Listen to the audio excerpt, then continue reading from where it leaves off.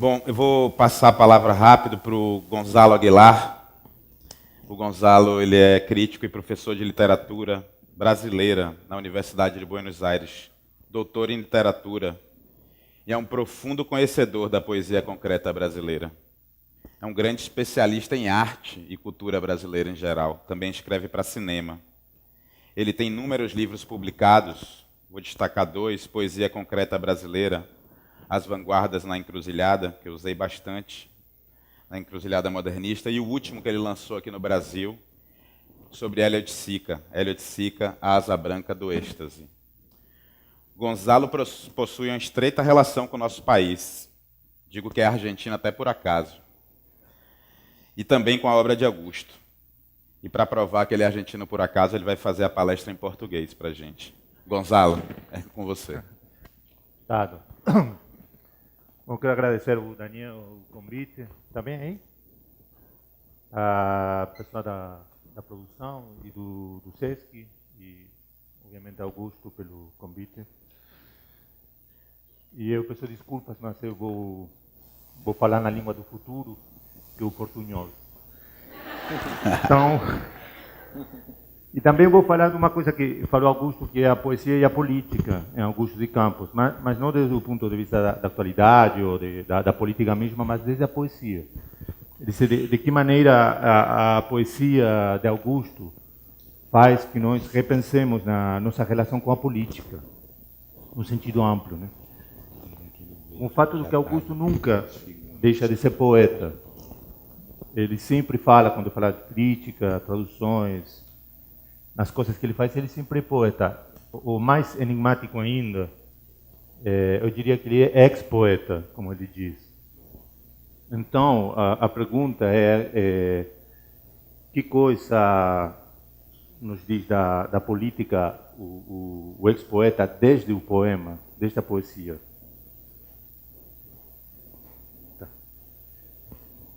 Eu vou pensar duas questões que são a política da poesia e a política do poema. Acho que são duas questões bem diferentes, mas que têm relação. A política da poesia, eu estou falando de todas as atividades que têm como fim, desde a poesia, mudar a nossa relação com a vida cotidiana, com a vida social. E aí a atividade de Augusto é plural.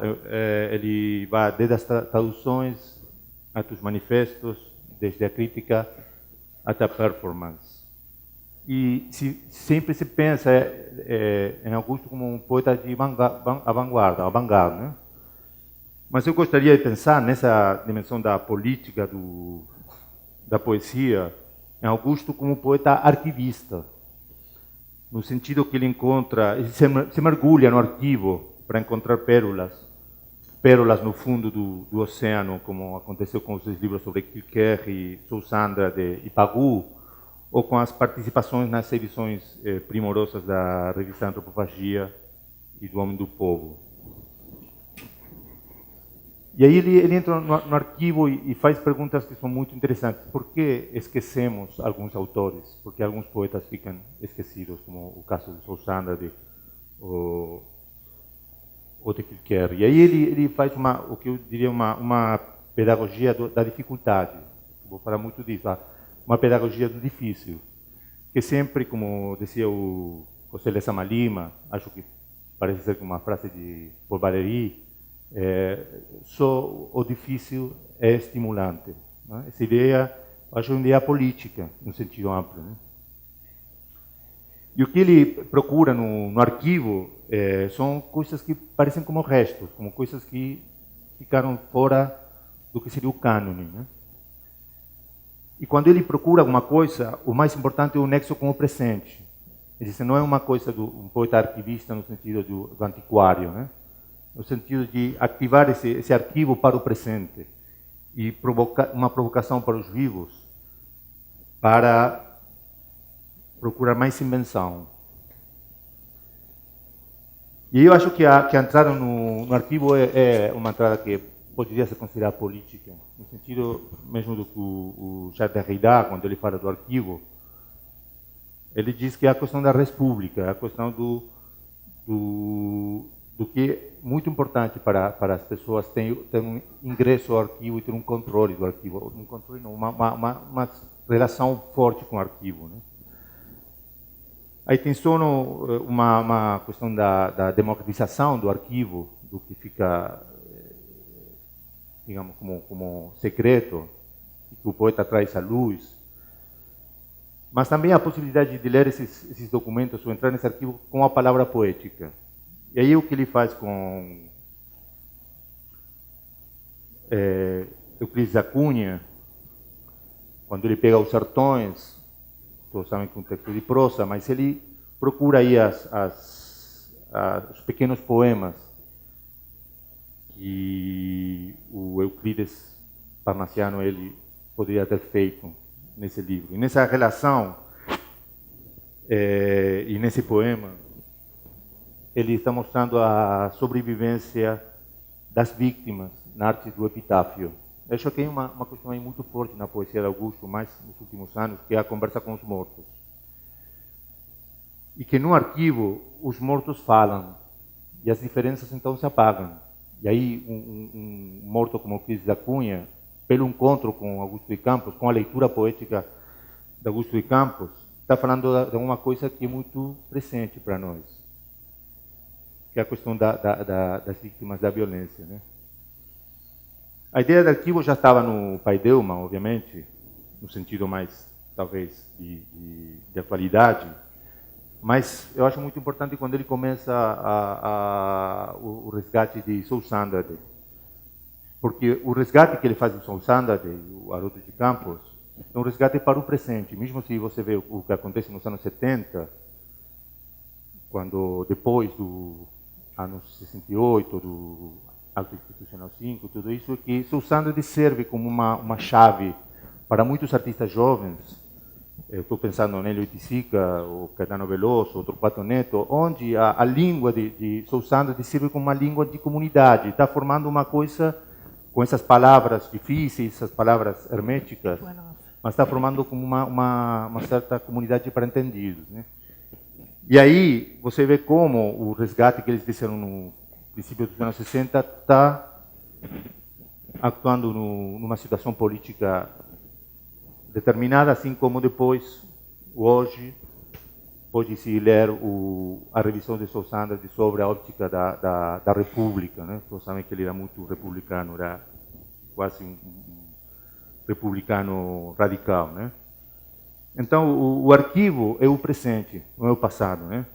E o que faz o poeta é o poder da atualização do arquivo. Esse poder mesmo da atualização é poético, né?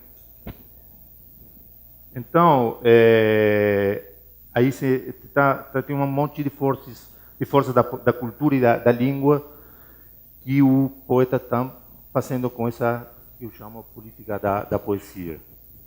Mas também tem a política do poema, né? Como ler a política nos poemas de Augusto, e que sempre a questão mais típica na crítica é ler nos poemas da fase participante. Todos sabem que eles têm uma fase participante nos princípios dos anos 60, e que muitas vezes os críticos vão aí a ler a política. Mas eu acho que a política pode ser em toda a obra de Augusto, desde o início até hoje, né? É dizer, o interessante da política na poesia de Augusto é que ele aparece pela negatividade, né? Como uma coisa onde é uma tensão entre o fazer poético e a questão da política. Todos sabemos que a política precisa de uma coisa mais imediata, mais de ação, né? Mais de intervenção. E a poesia tem outros tempos, né? Mas o interessante é que ele não subordina a poesia à política, e aí é como eu gostaria de ler a política na poesia dele, né? Parece pensei no poema do Decio Pignatari, que se chama Interessere, que diz que na vida interessa o que não é vida, na morte interessa o que não é morte, na arte interessa o que não é arte, na ciência interessa o que não é ciência, na prosa interessa o que não é prosa, na poesia interessa o que não é poesia, né? E eu gostaria de dizer também que na política interessa o que não é política. E isso aí aparece nos poemas dele, desde o início.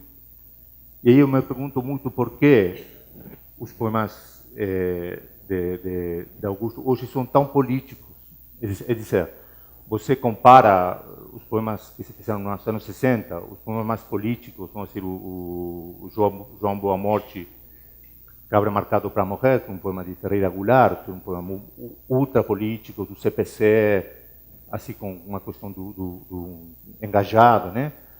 Mas você coloca um poema do mesmo ano, como Os Concretos, e você está vendo que a nossa sensibilidade, eu acho que de muita gente, é a proximidade mais com a obra de Augusto. O que ele faz com esse período é bem mais criativo e bem mais inventivo do que o poema do Goulart. E por que acontece isso, né? Eu acho que o interessante aí é que a questão do ex-poeta já começa no Poeta Menos. Aí começa uma exterioridade em relação com a própria matéria da poesia, que é muito forte no poema Dias, Dias, Dias, quando ele cita o poema romântico de Luiz Guimarães Júnior, onde o poeta romântico quer voltar a casa, né? E o que acontece com esse poema de Augusto é que ele não pode voltar, né? A volta é impossível. Então, se não tem retorno possível, a mesma poesia, a casa da poesia, é que ele fica como ex-poeta, né? Então, já não tem uma subjetividade que seja estável, a tradição não tem mais os meios para traçar o caminho. E nessa modernidade vanguardista desse poema, o poema tem que se fundar e se legitimar ao mesmo tempo, assim como a relação com a política. Isso acontece de um modo muito forte no poema Greve, um poema do 1961, onde você pode aí ver as diferenças, né? O poema de Goulart, ele quer pegar a voz do povo, né? Um poema feito em octossílabos, literatura de cordel. É como se ele quisesse ser o povo, mas ele aí está apagando a diferença entre a questão da exterioridade do poeta e o presente, o poeta e a política, né? E o que faz Augusto é totalmente diferente. Ele aceita essa diferença, e essa diferença é tão forte, tão poderosa, que o poema fica quebrado, né? Fica em duas partes. Vocês lembram do poema? O poema todos conhecem, que tem duas partes, né? Ele diz que o problema da exterioridade do poeta em relação com a política, porque são diferentes ritmos, diferentes tempos, diferentes objetivos, aparece uma tensão. Não é dissolvida, né? Como outros poemas. E aí tem as duas tradições. Nesse poema tem a tradição do que estava acontecendo no Brasil, que nas greves do princípio dos anos 60, e também a tradição do Mallarmé e Rimbaud, que diziam que eles eram poetas em greve, porque no capitalismo a poesia era inútil, né? Essa divisão, então, entre uma coisa e outra, que tem dois poemas, que é uma estrutura paradoxal, né? E que a paradoxa é constitutiva do poema, porque o poeta, quando ele opta pela greve, ele vai pelo paradigma do trabalho, também nega o paradigma do trabalho, né? É dizer, o poeta entra na sociedade mais como um exilado, como um ex-poeta, né? Essa tensão, eu acho que faz que esse poema, ainda hoje, seja um poema politicamente muito atual, né? Muito instigante. A poesia não se escraviza por outras demandas, mas confronta com elas, e aí aparece essa excisão do poema. E no presente, esse poema vai ser usado em umas situações de greves nas universidades, uns anos atrás, acho que Brasília, né? Não sei, na USP, tá. Desculpe, eu não sabia, eu tinha fotos. Então, entre a tensão entre esse sujeito da política e sujeito da poesia, né? E a questão do sujeito já é complexa em Augusto, né? Já é uma questão onde no sujeito interessa o que não é sujeito. Isso é tudo o que está fora, né? Como você tem que fazer com esse fora do poema, esse fora do poeta, esse fora da tradição, esse fora da política, né? Aí isso continua no livro Now, tem esse poema muito incrível que se chama Ninguém, com a palavra otis em grego, que tem a ver com Ulisses, e o momento que ele, para burlar Polifemo, ele disse que ele ninguém. E esse ninguém parece ser a saída, né, para o poema que está no mesmo livro que Sem Saída, né? Eu sempre imagino a saída no Augusto, né? Ainda que às vezes aparece uma coisa um pouco pessimista desse diálogo com os mortos, acho que sempre tem uma saída, e essa saída está na invenção, na criatividade, né?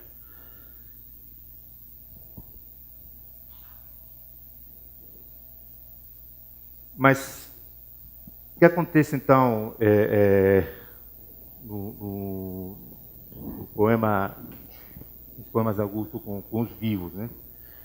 Aí eu acho que um caso interessante da poesia é que a poesia também forma ou inventa comunidades, né? Essa é uma ação política da poesia, com os leitores, mas mesmo com a tradição no qual ela se inspira, né? E aí, às vezes, nessa comunidade, aí a política da poesia e a política do poema são a mesma coisa, quase, né? Um exemplo que eu acho muito interessante aí é o Pulsar,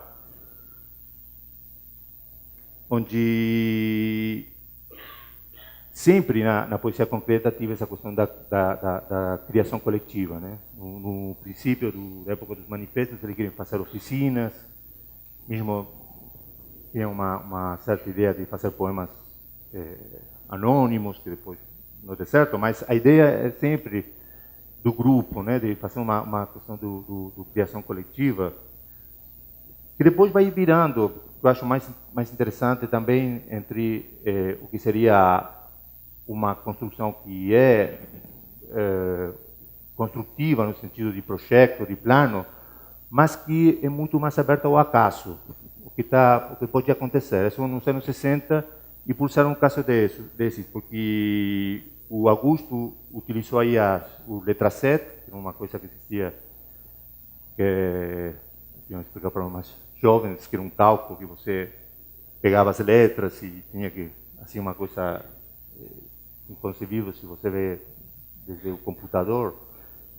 Mas ele fazia isso, ele pegou essas letras e aí ele fez o Pulsar.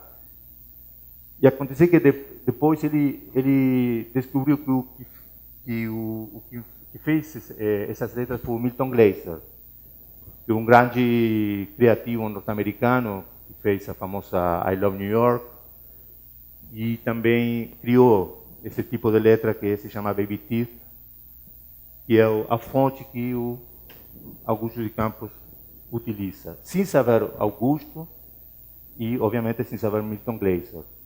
Mas aí tem uma comunidade, no sentido de que tem um trabalho que é coletivo. O poema é do Augusto, mas também um pouco de Milton Glaser. E Milton Glaser tem um livro que é sobre a economia do dom. O fato de que você, quando doa alguma coisa, você cria um circuito de receptividade à comunidade. Essa é uma ideia que ele pega de antropologia de Marcel Mauss, e que tem a ver com que toda coisa que você põe no mundo é uma doação que você faz, né? E aí tem um circuito que depois vai aparecer a canção de Caetano, obviamente, que seria mais um elo na questão da doação, e que tem mais de um caso, né? Porque a tipografia utilizou Milton Glaser num pôster que foi muito conhecido, que foi o pôster de Bob Dylan, e um perfil de Bob Dylan que está inspirado em Marcel Duchamp. Então estou achando que tem aí um monte de família que está como colaborando nesse poema, né? com uma mistura de construtivismo e do aleatório, né?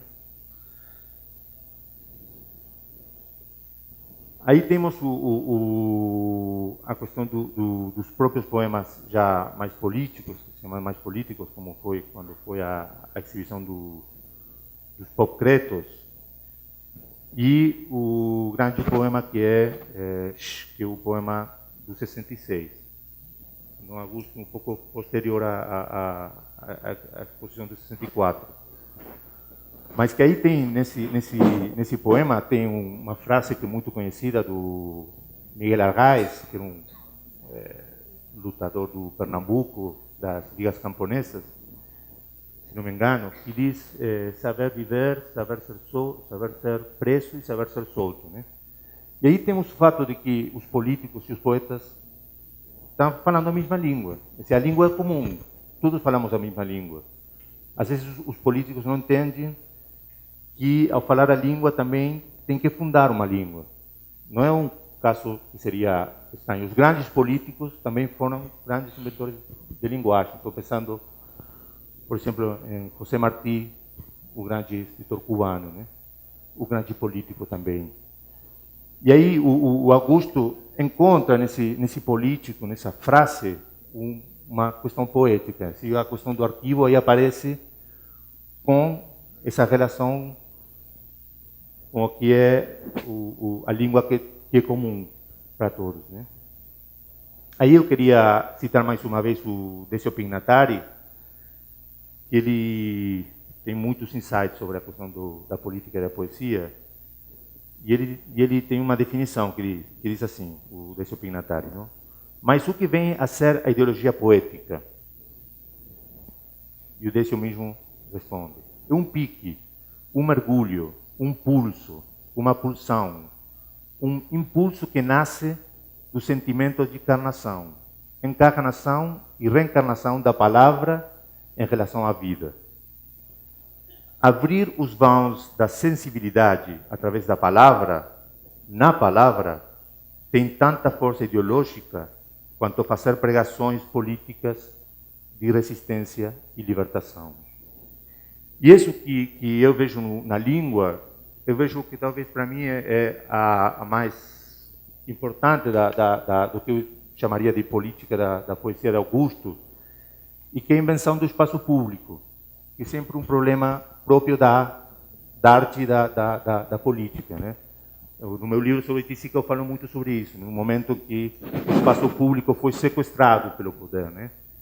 E a poesia de Augusto inventa esse espaço público, uma poesia que precisa de espaço. Eu trouxe as fotos de uma exposição que eu fiz em Buenos Aires, que se chamou Des Poemas, onde foi também a poesia de Augusto tomou o prédio e fez essa coisa de criar uma nova situação, um espaço, né? O poema Segunda Via foi utilizado com um menino, que por acaso é meu filho, e que ele repartiu para todos, né? Assim, e aí era como uma coisa de que para mim é o mais importante, talvez, da questão da política na poesia. Quando eu vejo a exposição de Daniel aqui no Sesc, eu vejo os meninos com a poesia de Augusto, eles estão fazendo cópias, estão vendo vídeos. Aí penso o que eles estão fazendo, né? Pois um futuro, obviamente, óbvio, né? Mas aí tem uma pedagogia difícil, mais uma vez, né? Uma pedagogia onde tem o desafio e o menino vai construindo o seu próprio desafio nesse espaço, né? Então, enquanto outros poetas ficam na biblioteca, ou ficam no arquivo, porque ele entra no arquivo para sair sempre, ou fica na academia, o Augusto que faz é reinventar com a sua poesia o espaço público. E quando muitos poetas olham o passado com saudade e se afastam do presente e se refugiam nas láureas recebidas, o Augusto de Campos, que é o poeta mais jovem, faz nosso presente mais intenso e procura formas nas redes e nos labirintos do mundo em que vivemos para poder experimentar o que virá. Obrigado.